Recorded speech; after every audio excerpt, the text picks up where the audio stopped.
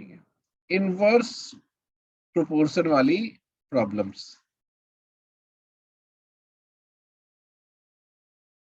तो कभी कभी जैसे कई सिचुएशन ऐसे आपको क्रिएट होंगे जिसमें दो क्वांटिटी है, वो एक दूसरे पे डिपेंडेंट है but they are inverse two each other, या फिर ऐसे बोलो उसको कि कोई दो क्वांटिटी है, ऐसा सिचुएशन आता है कि उनका मल्टीप्लिकेशन सेम होता है।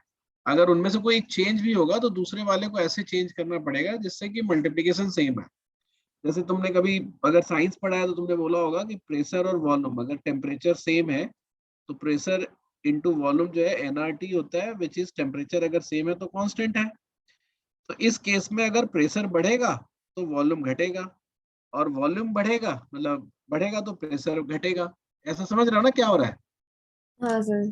ठीक है, इसी तरह से कभी कभी हम चाहते हैं कि जैसे मान लो कि हमने बोला कि प्राइस बढ़ने से क्वांटिटी जो बिकती है कम है, लेकिन हो सकता है कि रेवेन्यू सेम रहे।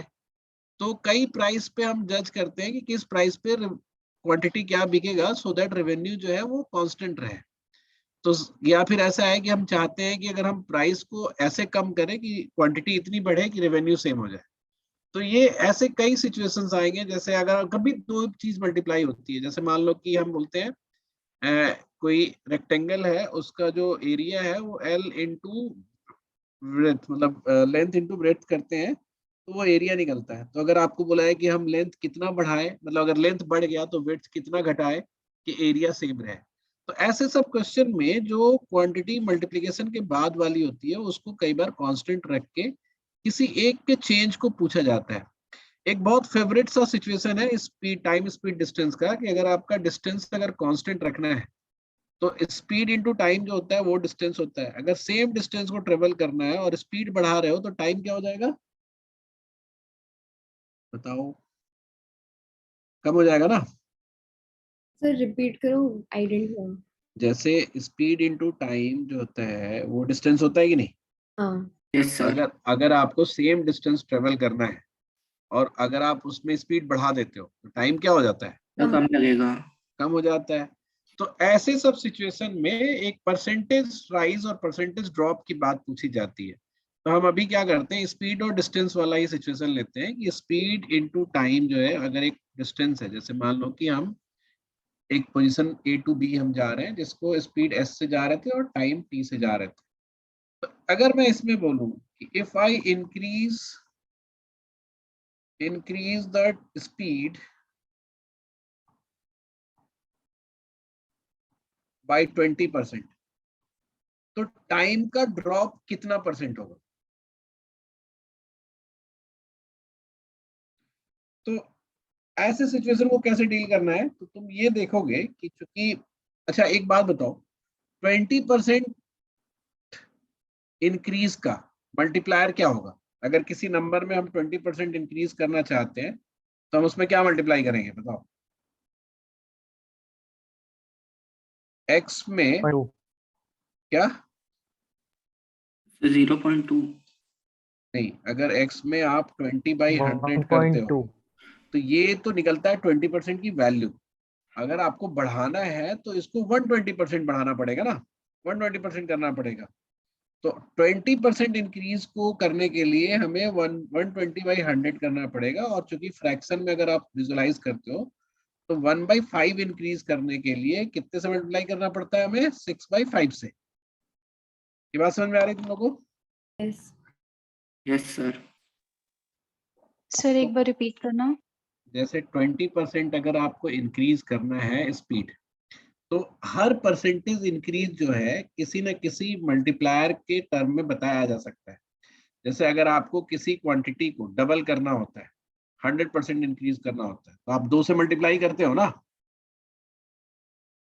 Yes double sir. करने के लिए 2 होते। सिमिलरली अगर आपको 20% बढ़ाना है तो आप, अगर जैसे मान लो कि हमने एक्स में 20% के लिए निकालने के लिए 20/100 करते हैं, बढ़ाने के लिए हमें एक्स तो फिर से और ऐड करना पड़ेगा, तब तो बढ़ेगा ना ये। तो ये basically it Yes. Becomes 120% of x. तो 120/100 अगर आप इसको फ्रैक्शन में देखना चाहोगे तो इफ 20% इज डिनोटेड एज 1/5, तो 120% कैसे कितना बढ़ेगा, वो 6/5 हो जाएगा। समझ में आई मेरी बात? ठीक है सर। तो अगर मैं किसी क्वांटिटी का मतलब सॉरी इस जगह पे स्पीड को हमने बोला था कि स्पीड को 20% बढ़ाना है, तो स्पीड तो बढ़ के हो गया 6/5। अब तुम सोचो कि डिस्टेंस अगर सेम रखना है तो टी में हमें क्या मल्टीप्लाई करना चाहिए? s इंटू टी तो डिस्टेंस है। अगर हमें स्पीड में 6/5 मल्टीप्लाई किया है तो टाइम में हमें 5/6 मल्टीप्लाई करना होगा, यस सर। तभी तो ये कट के फाइनल फिर s इंटू टी बनेगा। ये बात क्लियर हुई तुम लोगों को? Yes sir. Yes sir. तो Yes, sir. टाइम जो है वो मल्टीप्लाई हो रहा है किससे? 5/6 से। अब 5/6 मल्टीप्लाई हो रहा है तो ये कम हो रहा है कि ज्यादा हो रहा है बताओ? कम हो रहा है ना। Of course. और कितने से कम हो रहा है? कितना 20%। फ्रैक्शन? नहीं, फ्रैक्शन में बताओ ना, कितना फ्रैक्शन कम हुआ?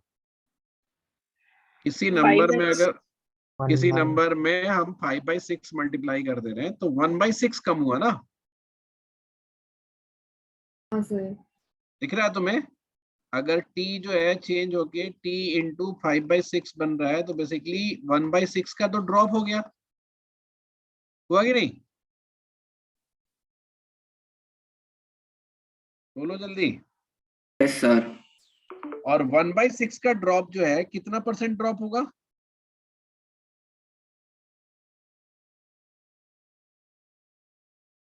वन बाई सिक्स का ड्रॉप कितना परसेंट होता है? 16.6। हाँ, 62/3%। So this is how we calculate ऐसे सिचुएशन में परसेंटेज का चेंज। तो ये भी एक टाइप ऑफ क्वेश्चन है। ऐसा करो, तुम इसको इतना इतना समझ के रखो, दोबारा वीडियो देखो। अब इसको जब उस टाइप के क्वेश्चंस आएंगे ना तो उसमें मल्टीपल एग्जांपल्स करके इसको क्लियर कर दिया जाएगा, ठीक है? बट एक और कर लेते हैं। जैसे मान लो कि अगर हमने बोला, वर्ड्स पे भी ध्यान देना कि जैसे मैंने बोला कि स्पीड इनटू टाइम डिस्टेंस होता है, ये हमारा कोर एज्यूम्पशन है कि डिस्टेंस सेम है। तो अगर मैंने बोला कि मुझे टाइम बचाना है, लेट्स से आई सेड कि मुझे टाइम बचाना है 1/4 टाइम बचाना है, I want to save time by 25%। तो स्पीड कितना बढ़ाना पड़ेगा? इंक्रीज इन स्पीड कितना होगा? तो अब तुम ये बताओ कि 25% सेव करने के लिए, टाइम को 25% घटाने के लिए टाइम का मल्टीप्लायर क्या होगा? क्या मल्टीप्लाई होगा अगर टाइम घटाना है तो? 25% कितना होता है फ्रैक्शन में बताओ? 1/4। तो 1/4 अगर किसी नंबर का कम करना है तो कम होके कितना बच जाएगा? 3/4 हो जाएगा। Yes sir. तो अगर हमें ये फाइनल डिस्टेंस को सेम रखना है, कांस्टेंट रखना है, तो स्पीड में क्या मल्टीप्लाई करना पड़ेगा मुझे? 4/3।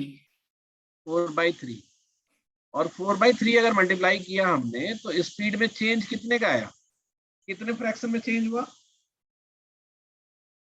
ये चेंज्ड स्पीड है। कितने 1/3. 1/3 का हुआ चेंज। और 1/3 का परसेंटेज वैल्यू कितना हो गया? 23/3। This is how we calculate और वी डू दिस वो टाइप ऑफ क्वेश्चन। तो ऐसा भी तुम्हें बहुत सारा मिलेगा जो आप उसको आराम से कर सकते हो, ठीक है? ये हो गया हमारा